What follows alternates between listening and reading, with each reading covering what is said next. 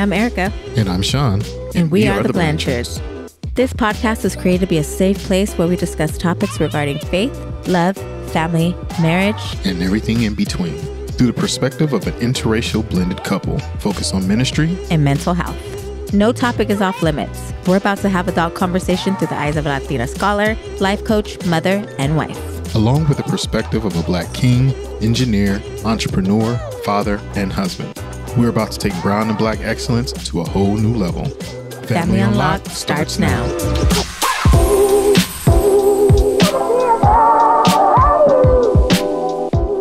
Welcome to the Family Unlocked podcast. Your host, Erica Blanchard. And Sean Blanchard. We are here today. We couldn't start our podcast without inviting our true day ones. Still standing. Still standing. No, for us, we couldn't even think of like starting the guest list without having you guys. You guys are for real. It's like, I feel like this marriage and relationship that we get to witness is so authentic, and I feel like it's so relatable, and it's true. Like, I know you guys have such great leadership, positions, but you guys are still true, honest, authentic, organic, loving, real people. So without further ado, we will go ahead and introduce our first guest. Yes. Live on the podcast. Mr. and Mrs. Marcus Trigg. Yay! Good evening. Good evening.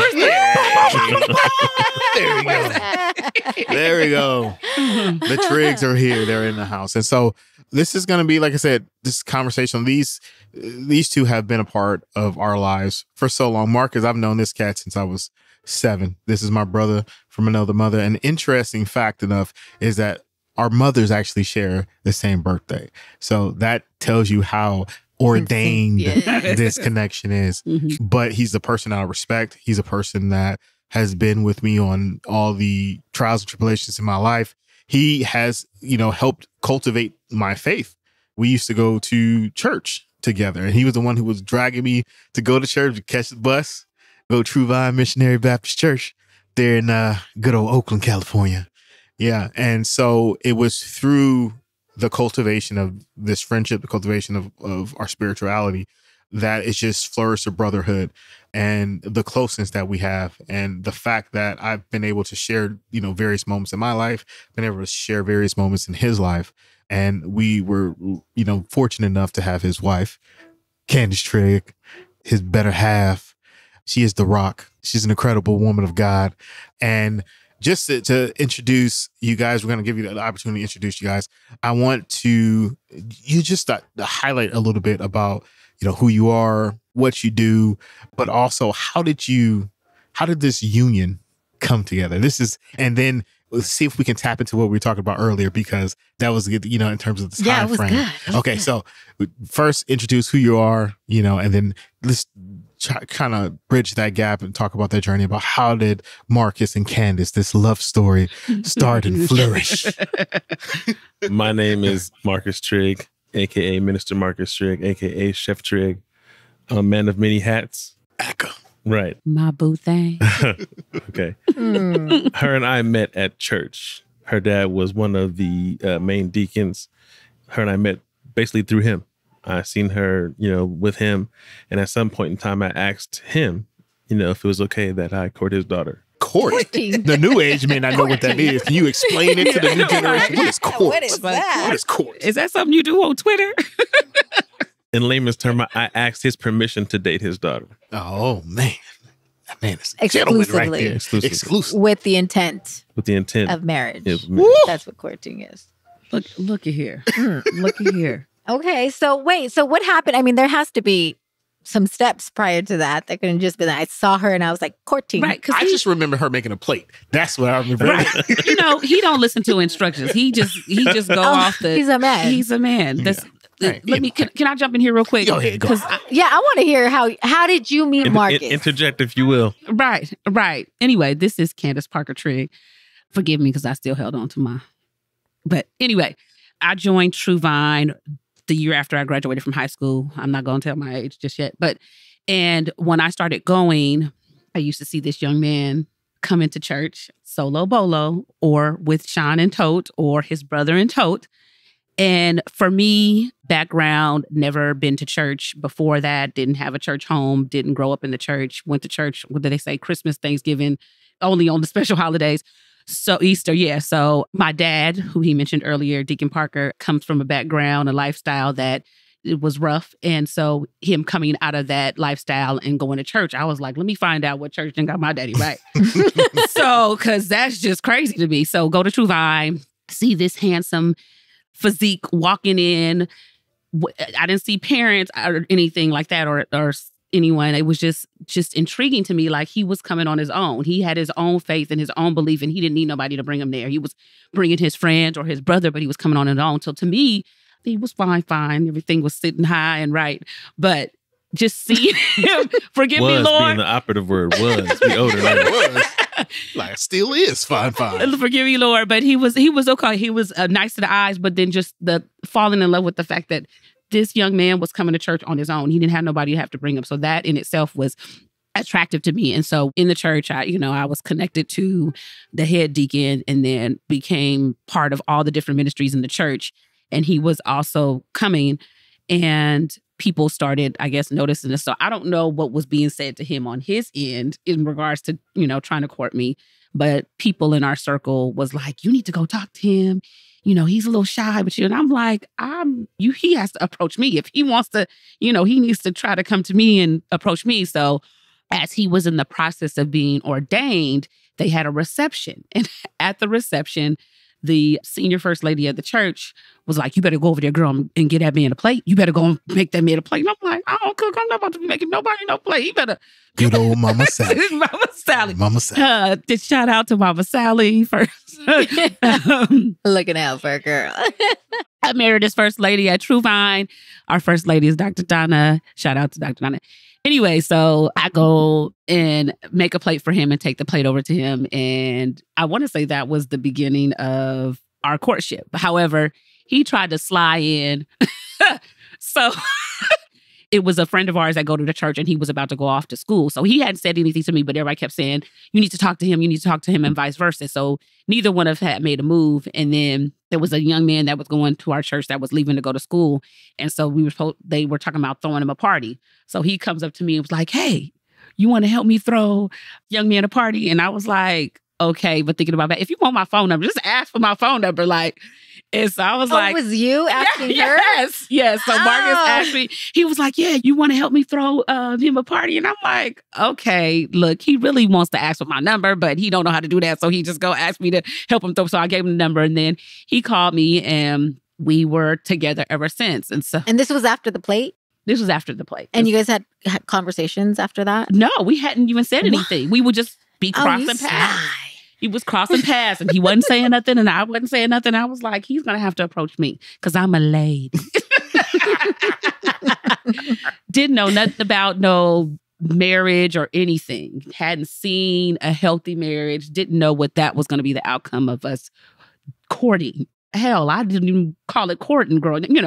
I was going out with this boy or hanging out with this boy, but never with the intentions of a marriage or something forever, a future. Like, I was just trying to survive growing up. So to make it to day to day, and that was so far foreign for me. Like, when he approached me and I found out that he, to ask my dad, I'm like, what this young man talking about over here? I don't know. So, that's how we started dating. I don't know if you want to pick it up from there, Marcus. Yeah, so we dated for a few months, and I would say probably within 5 to 6 months, I knew that this is the one that God had for me. What does that look like? Was it just an epiphany? Was it just what helped you understand, like, okay, she is it? So let's back it up a little bit. Before I actually approached her about helping plan a party for the young man who was going off to college, I had just seen her one Wednesday night. We were at Bible study. I walked in and I seen her, and it's like, I don't know. Out of nowhere, it's like she had this like aura and like light that kind of like just shined on her at that particular moment. And I remember she had on like some blue jeans and like a canary yellow shirt. This man's memory is long. And some sandals. Her hair was like down to her shoulders, and she was just looking like radiant. And I was just like, my eyes opened up, and it was like God just said, like, that's your wife. That's the one for you. And ever since then, I hadn't been able to look at anybody the way I looked at her. It just changed my whole trajectory. Look at that. Look at that. that love right there. It's love. So after that, that's when I approached and asked about, the number and planning the party. That never happened. I ended up calling her on the phone. We talked for hours on the phone. We ended up linking up and going to have sushi and then sitting in the car and talking for more hours. And it's like she was so easy to talk to. We just meshed. It just like right off the bat, we just meshed. Now, you guys, and I'll just slowly interject it. So you spoke about exactly like, okay, you came from a specific background where there was some dysfunction, but you didn't really have a clear-cut idea of like, this is what a marriage is. This is what it is to do all that stuff. Similar to your background, Marcus, like, you have the same thing. So how did you guys get to that point where you're like, okay, I'm feeling her, she's feeling me. I could see a future with this woman. Like, I'm interested in understanding that, especially when knowing that you have this background where there's some sort of dysfunction. Do I believe that this is going to be something that's going to happen, with us? Is this something different? Like, how did you guys just decide to say, okay, I'm going to move forward in spite of any fears I may have?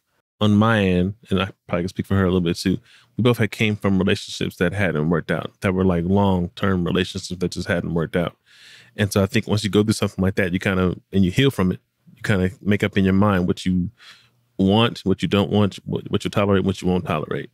And, you're kind of able to see those red flags a lot sooner because, you've seen them before in past experiences. So when I first initiated the contact and approached her and decided to, start dating her, these are all things that we kind of discussed. What happened in our past, who we were involved with, what worked out, what didn't, why did it end? Borderline, childhood stuff that we went through and, stuff that might still have traumatized us, whatever, just to kind of help get an overall sense of who each other was, because all that makes up your character, whether you want to admit it or not. And so after that, it made it easier to transition to say, okay, this is someone I can see myself spending my life with, because we had similar backgrounds, come from similar situations of not seeing necessarily 100% healthy relationships. We've seen mom and dad or a male and lady figure in the household, but never seen it work out the way it should work out as far as, biblically or what you would consider healthy. So having seen that, we wanted to do something different. We wanted it to be better for us than it was, from what we saw coming up. Yeah. And just to add to his, because I felt like he was much more grounded in church and just in that when I met him, I was brand new baby trying to learn the Bible and God and just ground my own feet into faith. And so again, coming from the background of struggle, parents not together, dealing with the 80s and all of the issues that came with drugs and all of the stuff. And like I said, just trying to survive, I was trying to find an outlet to try to succeed further in life or move past and say, I can't just continue to live life day to day. Like I got to prepare for a future. And coming to True Vine, meeting, which I didn't know was going to be my future husband, I had to think about what I wanted my future to be and stop trying to live day to day. I mean, yeah, you have to live day to day, but then I also wanted to think what would be my future in the next 5 years? What would be that? And like he said, talking to him was just easy and it was nice and it was good and it was comfortable. And I was just going through the motions with previous relationships, but never really had the courting and the dating and that piece, like for real. Like it was a connection that wasn't felt with other relationships. And so that in itself was nice. Like, and he cared about me. Like before it was like we, like I said, you went through the motions, but it was like he was checking on me and concerned about me and my feelings. And it wasn't just a one way, like I'm reaching out. And so that was like, okay, this is different. And I knew he gave me that sense of he wanted to protect me and be there for me and respected my feelings and my thoughts. And that was something new for me. And to be honest, like I didn't grow up wanting to be married or thought about it. Like my whole little girlfriend clique was like, oh, I'm going to be married by the time I'm 25 and I'm about to have 2 kids. And I'm like, okay, whatever that means. Now, mind you, fast forward, I didn't got married and had kids before all of my friends who had planned on doing all that. And it was never in my frame of thought until I met my now husband. And so just wanting more than what I had been dealing with in life, even just, even my family was, didn't even know what it was like. Like they cherish our marriage now because they're like, they haven't experienced their own personal situations like that. And it takes trials and tribulations and learning and stuff. But I think for me, for the first some years, I still think I was in a cloud of like, oh my God, is this for real? Like, am I really married? Like, what does that mean for me? And because I was so independent and so I had to take care of myself and do myself. Like, now I got to do this with someone and I got to know what it looks like. So again, like he said, having those conversations of, okay, I'm so used to being independent and doing my own thing and considering me and worried about me. Now I got to combine my past mess and my past drama. I got to be vulnerable enough to share it with you and then try to get out of a man who sometimes don't want to talk because y'all have a difficult time. I ain't gonna speak, but expressing or giving us the details because, we're like, okay, wait, no, explain. Like, and you just giving us bits and pieces. So getting that and really digging deep into our backgrounds and who we are, who we grew up to be. So getting those layers off so I can really, truly understand the man I married so I can fill in those gaps for him. And it was just something we had each day. Because now I said in front of my God and everybody, this is what I want to do, Death to Us Part. I got to try to figure out how to make my puzzle fit in his puzzle. And if I know more about who this man is and what he's gone through, I can try to fulfill that moment. But getting to that point, I had to feel like that he gave me the love and the respect that I needed before I could even want to do that. So you got to want to, and I feel like men could be quick to be like, well, I'm done. I'm out. And if you give me a reason, then I could be out. But so he had to want it. And I know he gave me that he wanted it. And I was like, I owe it to him to let him know that I want it just as much as you. So now I have to fight for it. I can't just walk away because we're not dating. We're married now. I said till death do us part, for better or for worse. There's going to be some worse. When you date somebody, you take a whole lot of ish from them. And then you'll go back to them. But then you get married and do it in front of and say till death do us part. And then you run in at the first worst that happens. Like, come on. And there was a lot of things that I was like, I'm not going to put up with this mess. And then it's a different story when I'm in it. I'm in it now. So now I got to figure out how not to just put up with it, but how to move with it and work together with it. So and heal. And heal. So we healed together. We grew up together in the marriage. Because there was a whole lot of like past traumas that I had to deal with. And then he had to love on me to help me get through it and vice versa. And you had to accept it, right? Accept that love. Yeah, because you so independent. I was so my own entity and this other entity. We had to combine it to make it flourish to 17 years in December. 17 years. Like, wow. I didn't even think I was going to get married to now being married 17 years and 2 kids later. Like, and we're better. I think we're more in love now than we were 17 years ago. Wow. That to me is amazing. There's a lot of little things that you said in there that is so amazing. I mean, just loving that person in sickness and health. I think a lot of people don't understand, like you said, that sometimes the first sign of trouble, people are ready to dip out. Just like, I'm just going to go out there and do that. But when you make that commitment, and we spoke about this earlier, is that, and especially in those situations, this is where, and you guys being people of faith, where your faith becomes so important because your faith is the glue that is literally keeping you together when there's a time where you're like, especially both of you could probably be at the same point. It's like, I'm ready to bounce.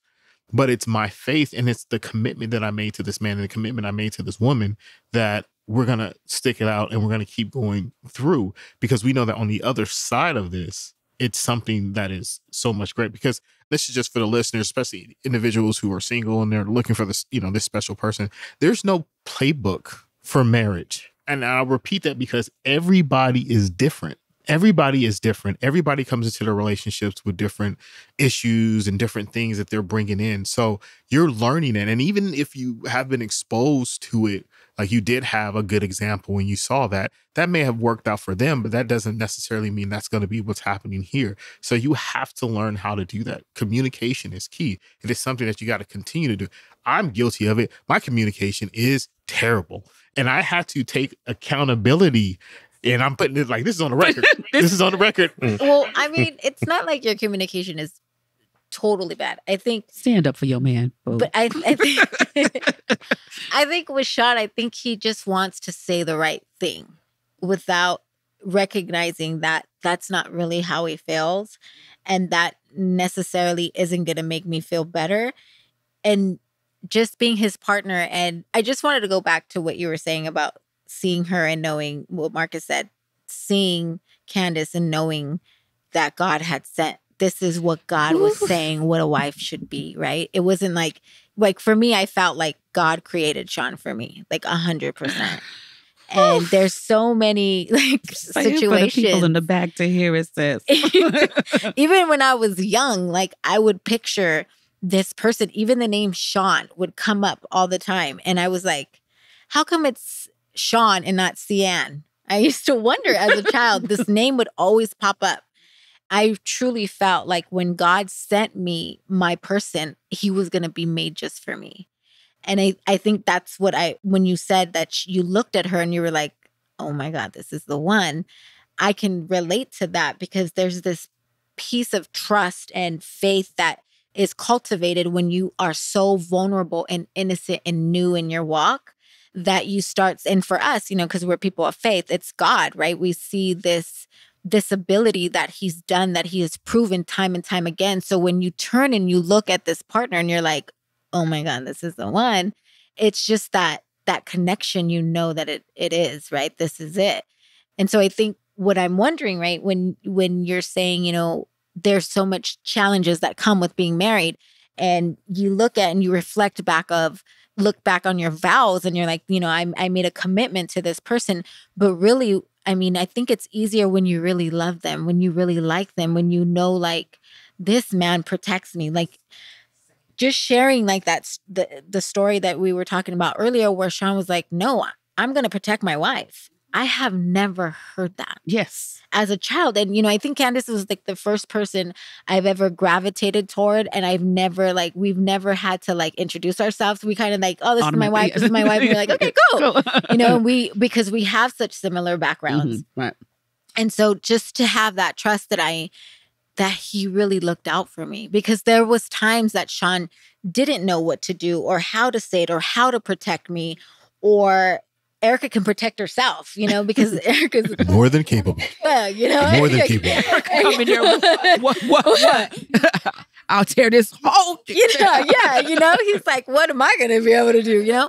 But now he's been able to step in that role of, I allow him to protect me, but I recognize it, because before I don't think I knew what that was, right? And so I think that's why my commitment to him is I'm so committed, and it's so important to me, because in the beginning I felt like I owed him something. Like, you pick this poor little Mexican off the street with her 2 little kids, and like, look at this guy, what a guy. What a guy. Right? Super I'm, and I was like, I remember having a conversation with him, like, I've been poor before, I will be A-okay, And I think we both had to realize that, like, I don't want to be without him. I have so much fun with him that I don't want to be with anybody else. And I think that's like what I'm hearing from you, like to recognize that this person loved me and he saw me for me when I didn't even know, especially because we don't come from church. Like I came from Catholicism, and it was just like beat, and you better love God or you're going to hell, you know? So it was a different vibe, right? And so now you're like walking, I'm like, well, why am I supposed to trust you? Yeah. Because you go to church. But then he goes to church. So it was like 2 different, so I'm thinking, I'm wondering, at what point were you, I'm assuming it would happen after the marriage, right? Because after the wedding, because you kind of go in taking that, I'm hoping this is what I'm supposed to be doing, right? Right. But at some point you look and you're like, shit, this is the guy. This is, and it could happen after. Yeah. And to be honest, a lot of it, I think, because I was still in fear, I was still trying to be solo and, so used to making it day to day. I knew he was a good guy, but like I said, marriage was a big thing. So just getting there. So finding a lot of that out, after the marriage, there were things that were done along the way that was like, this is my guy. And I think that's what I needed, because growing up in such a rough situation, I needed to know that I was going to have somebody, because I was so busy always being independent and taking care of myself, that somebody else was going to be able to have my back in a way where I know if I walk down the street and I could be wrong, but he going to have my back. And I think it was in ways, and it's crazy because our families can be sometimes the biggest threats in your relationship. And so you're not fighting against the world, but then sometimes you're fighting against a family. And so I think interacting with, not only are we trying to get to know each other and dig deeper to solidify our marriage, but then bringing our families involved into it. And so sometimes this is a safe space, well, or not, or the whole world gonna hear it. As safe as it's gonna get. You know, Hey guys, secret. You know, I bumped heads with one of his family members, and he was like, "At the end of the day, it's my wife. So you can be mad all you want to, but what you're not gonna do is just." And I was like, "Hold on, that's my man right there." So that because of my past traumas, I needed that. I needed to know that somebody was going to have my back and be there for me. Because I felt like, I could take care of it. Right or wrong. Now, he was going to pull me to the side because we should be able to check each other after. He was pull me to the side and say, hey, if I did something wrong. But for the most part, he's going to protect me. And because of my past traumas and because we had the conversation and he knows what I needed and vice versa, I needed that. Like, he's like, I know she can take care of herself and be independent and do that. But as her protector, as her husband, I need to stand up for my wife. And I had never seen that. Even, my dad, I love him to death, but I had never seen that because my mom and dad were so combative and, we're together for 2 minutes and that was it, or the outside relationships. And fast forwarding it, just to add to that, I mean, we've gone through so many things, but like I said, my family hasn't had lot of successful images of marriage. So we went on a trip as a family for the other person's birthday, and we were all out in public and in New Orleans. And so, that's Main Street where everything, Bourbon Street just can get real wild and crazy. So as my husband, he's kind of in the back because it was a lot of girl cousins and stuff. And he's kind of monitoring from the back, making sure we're good. And then I go off to the bathroom and he says something to my cousin. My cousin goes, and your husband told me to come to the bathroom with you. Like, I'm just like, what's that all about? And then so the next day we have a conversation. Are you okay? Are you safe? Because, he had me follow you to the bathroom. Is he like overprotective? Is everything good? Like blink 2 times if you okay. I'm like, sis, I know we didn't grow up with images of marriage, and I'm learning this along the way. So I'm not the expert, but when a man loves you and wants to protect you and be there for you, he's going to make sure not only that you're okay, but the people around you are okay. So I know you didn't experience that growing up. We didn't. None of us did. But my man, my husband, my protector was like, we're out in public with all these people, and I got to make sure that my wife and the people that are with us are okay. And for me, that's something that you should expect from your husband. You should expect from the protector, the person that is going to be your other side. So for me, that's what it is. So it's me, us against the world, and you can be mad or not, but 17 years we here and we still going. And I wouldn't expect anything less from my husband. And I would hope that other people in that, I mean, we still date and we court each other, and I think that's a big deal too. Like, we still date each other. We still go out on dates. I mean, as much as we can in the world of kids and dogs and schools and everything. But that in itself too is another thing, because of life happening in 17 years or whatever.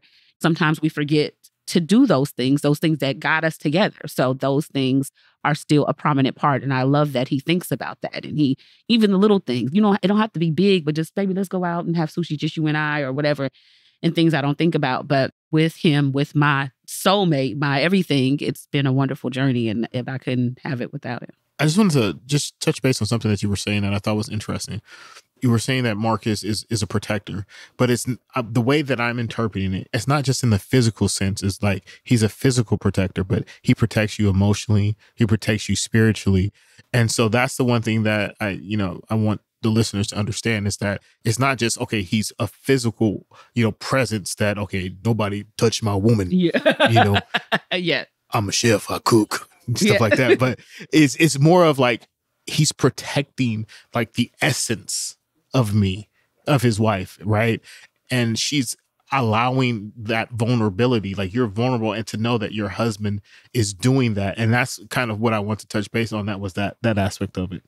How I see it is, correct me if I'm wrong, right? How I envision it is, because of the statement you made, you saw her so pure and beautiful and radiant, that there's times now that you can really truly have joy, that there's pieces of your life that have healed, not in its entirety, but that joy and that appreciation and because of our faith is because of your love for God, he's protecting that. And there's no one that's going to steal that from her again. And that's like, for me, like, how can you not trust God, when you find the one, and it takes a lot of work. And I think that would be for another episode. Like, what do we do to keep the flame alive? Okay. But the beauty of knowing that this is what you recognize and this is how you see your partner, your potential love mate, your potential, what God has for you. I think that's what I would like to leave this episode with, because I think that is it's such a pivotal moment, because I remember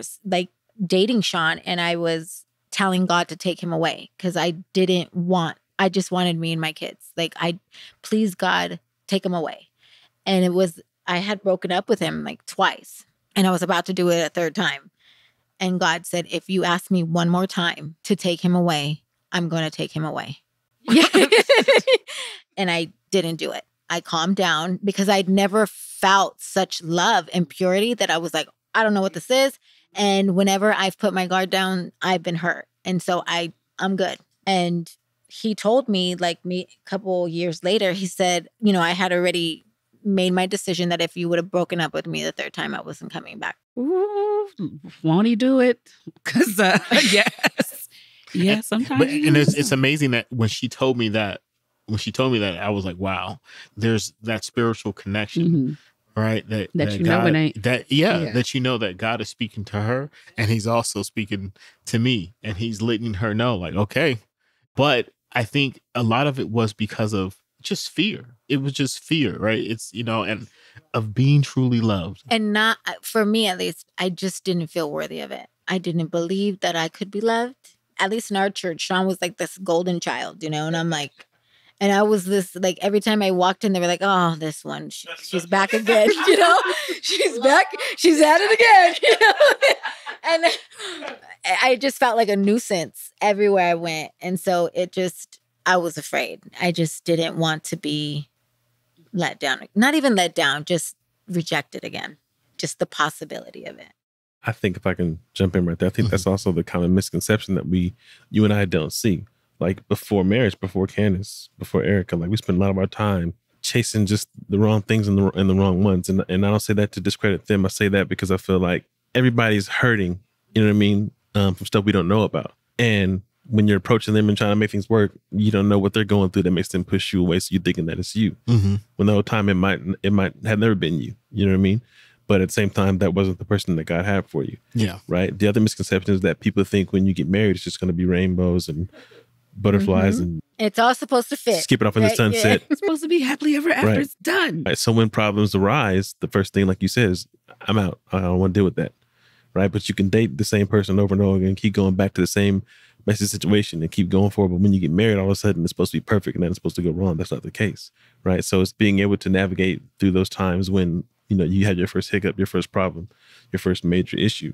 Like her and I said, we both had some traumatic experiences in our childhood that, of course, carry on to adulthood that come out in a marriage.